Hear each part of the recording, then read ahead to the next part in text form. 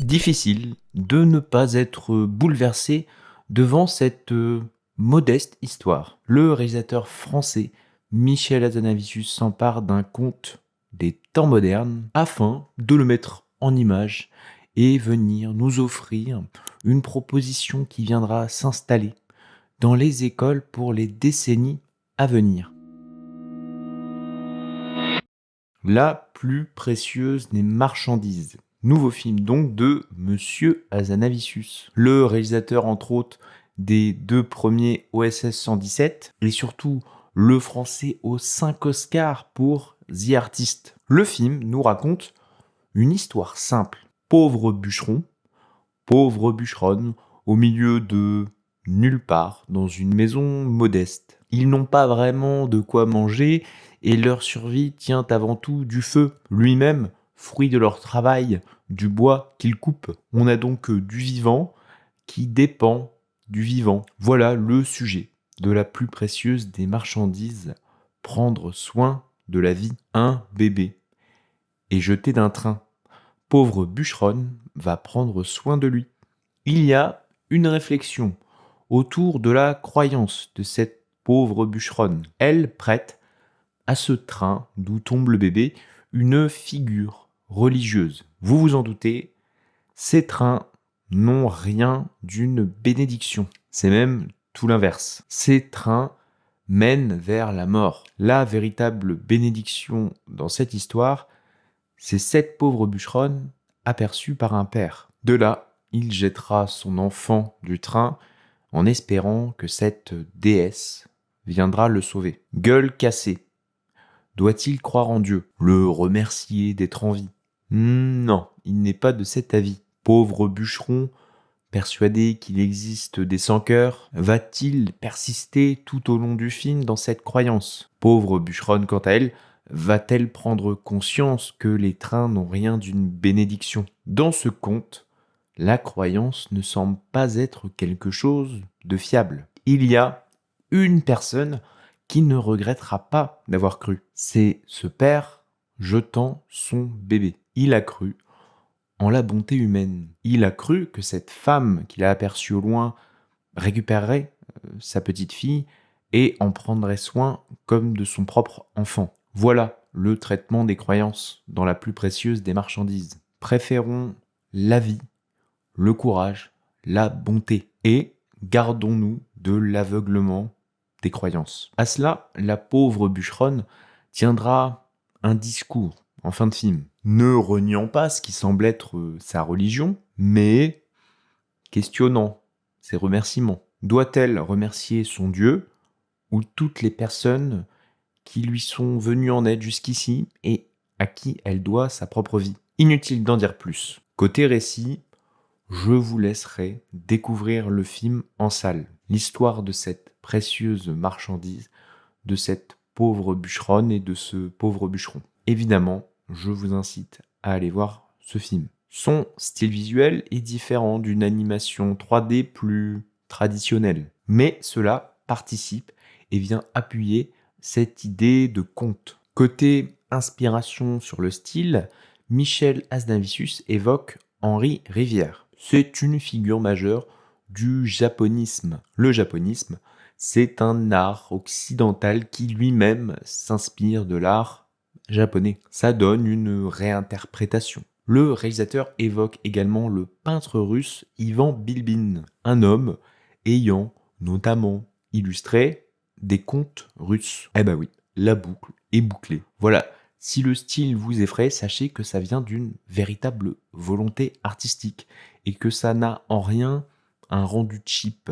On approche un style gravure japonais contre russe, le tout formant une identité propre dans laquelle je me suis plongé sans difficulté, à tel point que je suis profondément ému par l'histoire qui se déroule face à mes yeux. Le pauvre bûcheron vous fendra le cœur malgré des airs parfois de véritables ogres. Et puis, on a aussi cette scène du père sortant du train et voyant sa femme et son enfant pour la dernière fois.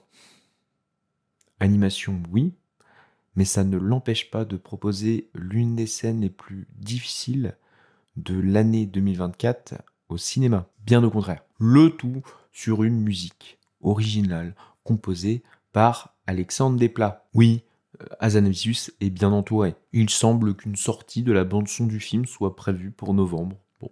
Vos yeux et vos oreilles seront percés de bout en bout. Il y a un an, j'évoquais le film d'animation français Mars Express. On avait lancé la chaîne avec cette vidéo. Un film destiné aux adultes, de par ses thématiques et ses visuels parfois un petit peu plus crus. Le tout pour une animation qui, encore aujourd'hui, est encore trop perçue comme destinée aux enfants. J'entends souvent des discours d'un autre temps aller dans ce sens. Et évidemment que la plupart des films d'animation qui sortent sont avant tout pour des enfants, oui. Cependant, pourquoi ce procédé devrait être destiné exclusivement à un jeune public? Perçu de façon plus noble, les tableaux recouvrant les murs des musées du monde entier, eux, n'ont rien d'enfantin. De là, comment ne pas concevoir un cinéma animé pour adultes? Après mon rebond sur Mars Express, je rebondis sur le plus récent Flow, façonné via Blender, un logiciel qui laisse de l'espoir sur la possible explosion de l'animation pour adultes dans les années à venir. En quelques mots, sachez que Michel Hazanavicius est réputé pour être un réalisateur du détournement. On retrouve en fil rouge dans sa filmographie cette idée de jouer sur les codes d'un genre. Il fait à la manière de qui, de quoi, tout dépendra du film et de son sujet. Étonnamment, à travers le livre La plus précieuse des marchandises, écrit par Jean-Claude Grimbert, on retrouve déjà les ingrédients d'un possible pastiche à venir. L'histoire nous plonge au cœur d'un conte. Un pauvre bûcheron, une pauvre bûcheronne, une vieille maison, un homme à la gueule cassée. Tout cela se rattache à un récit fictif, une histoire à raconter aux enfants. Détournement oblige, ce conte n'a dans le fond rien d'un conte. Il est même tout le contraire. Bien souvent, les contes pour enfants nous mettent en garde face aux dangers du monde véritable. Pour cela, ils utilisent un procédé souvent un brin vicieux, en effrayant les enfants avec une menace monstrueuse. En quelque sorte, on pourrait dire que les contes nous offrent une part de vérité via cet avertissement, mais que le tout repose sur du faux. Il n'y a pas de petits cochons, il n'y a pas de féerie, il n'y a pas de grands méchants loups. La plus précieuse des marchandises n'a pas l'ambition de nous effrayer. Nous avons beau utiliser les codes du conte, ici l'objectif du film et du livre qu'il adapte, c'est de mettre en lumière les justes. La plus précieuse des marchandises n'est pas une histoire sur l'horreur ou sur les camps. Ça transcende cela. C'est un mouvement des ténèbres vers la lumière. C'est une histoire lumineuse qui révèle ce que l'homme, et en premier lieu la femme, a de meilleur. C'est une pulsion de vie. Et si le film appelle à se souvenir de quelque chose ou de quelqu'un, c'est des justes. Nous avons donc un contexte bien réel, recouvert par une histoire qui, elle, est fictive. Bien que cette fiction souhaite souligner un nombre incalculable d'actes de bravoure perpétrés par des invisibles. Le conte s'immisce dans l'histoire. La fiction se rapproche petit à petit de cette période. Voilà un élément qui, année après année, devient un enjeu crucial pour la mémoire. Michel Hazanavicius se défend de faire un film sur la mémoire. Certes, je nuancerai tout cela, mais il met en avant une réflexion qui n'est pas inintéressante. Un gars de 20 ans est aujourd'hui à la même distance d'Auschwitz que moi par rapport à la loi de 1905, quand j'avais son âge.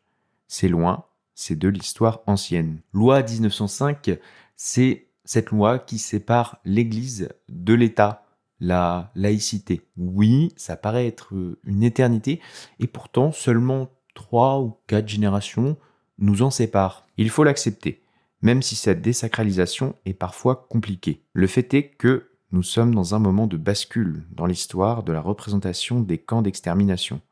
Les survivants disparaissent, la fiction s'empare du sujet, et du coup, la manière de représenter cet événement au cinéma change. Une pensée évidente à un film qui n'aurait pas pu exister dans les années 80. La zone d'intérêt. Voir cette page noire de l'histoire sous le prisme d'une famille qui administre un camp, oui, ça a quelque chose d'écœurant. Essayer d'entendre ce qu'est la banalité du mal, c'est un exercice très difficile, d'autant plus si les faits nous sont proches. Tant qu'il y avait des survivants qui témoignaient, nous étions, je dirais, dans l'ère Landsman, c'est-à-dire le temps du documentaire.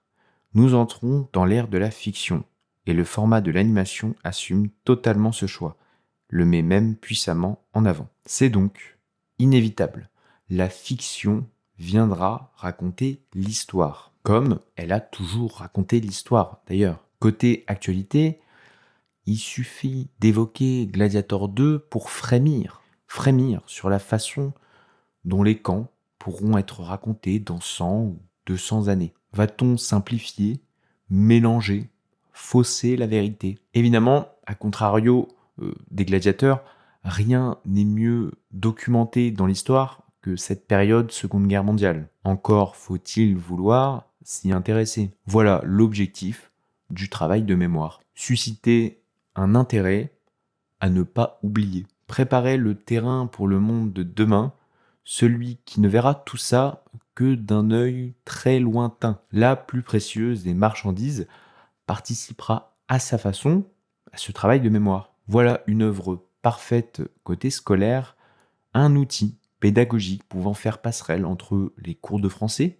pour l'étude de texte, les cours d'histoire évidemment, et peut-être même les cours d'art plastique pour toute la réflexion artistique sur ce film d'animation. Difficile de là de ne pas avoir une pensée pour des mesures comme collège et lycée au cinéma. J'ai souvenir que d'aller voir un film faisait partie des temps forts d'une année scolaire. Certes, cela tient aussi à la sélection des films, mais pour le coup, la plus précieuse des marchandises me semble d'autant plus pertinente. Ce film coche toutes les cases pour faire émerger chez l'élève une envie de savoir. Avant l'envie d'apprendre, ne doit-on pas éveiller l'envie de savoir? Faire émerger la plus simple des questions. Pourquoi le monsieur a la gueule cassée? Pourquoi le chien peut s'asseoir devant le feu et pas le bébé? Où sont partis la femme et l'enfant du monsieur dans le train? Un tas de questions simples amenant à des réponses compliquées, obligeant le professeur à tisser une toile, le tout formant un cours. Évidemment, j'ai conscience que tout ne peut pas être aussi parfait. Peut-être que les élèves n'auront aucune question, peut-être qu'ils se détourneront du film, préférant parler du dernier Venom, chef-d'œuvre super-héroïque. Pour faire du cinéma un outil, il est important de commencer par faire apprendre ce qu'est le cinéma. Comment faire? Rien de très difficile. Regardez des films, tout type de films. Venom, mais pourquoi pas, face à cela, creuser un petit peu, tenter des titres dont vous ne savez rien, des films qui semblent conseillés côté spectateur et côté critique. Puis, ayez une réflexion sur ce que vous venez de voir. Attention, face à cela, le risque, c'est que d'année en année, des films comme Venom vous semblent bien fades. Désolé de ne citer que lui. Vous n'avez jamais eu ce sentiment de revoir un film coup de cœur de votre enfance et de vous dire ah, c'est pas terrible. Et moi le premier, il y a des œuvres que j'ai adorées et détestées cette année. Peut-être que dans 10 ans, je me dirais bah finalement, c'est bien, finalement, c'est pas terrible. Elles auront un tout autre sens à mes yeux. Voilà pour ce que m'évoque la plus précieuse des marchandises, un chef-d'œuvre de l'animation française, reposant sur une direction artistique bien pensée et une musique, une bande originale qui vous transperce. Une réflexion sur ce qu'est la croyance et jusqu'où elle peut mener, un devoir d'humanité, une œuvre, un outil pédagogique incroyable. Alors, pour tout ça, je vous encourage à aller voir le film. Et je vous encourage d'encourager vos proches à aller voir ce film. Évidemment, César du meilleur film d'animation, ça me semble atteignable très facilement. Et puis, pourquoi pas, une nomination aux Oscars. Et un Oscar. Le gars aurait Oscar du meilleur film et Oscar du meilleur film d'animation. Ça serait plutôt cool. Mais bon, côté animation, On aura le robot sauvage, on aura Vice Versa 2. Pas évident de se faire une petite place là-dedans. Merci à tous. Oui, j'ai mis les décos de Noël, je suis désolé. On est à peine mi-novembre, il y a déjà les décos de Noël, mais comment ne pas les mettre sur la plus précieuse des marchandises, qui sera sûrement le film le plus Noël de l'année. N'hésitez pas à laisser un petit pouce avant de quitter la vidéo. Salut!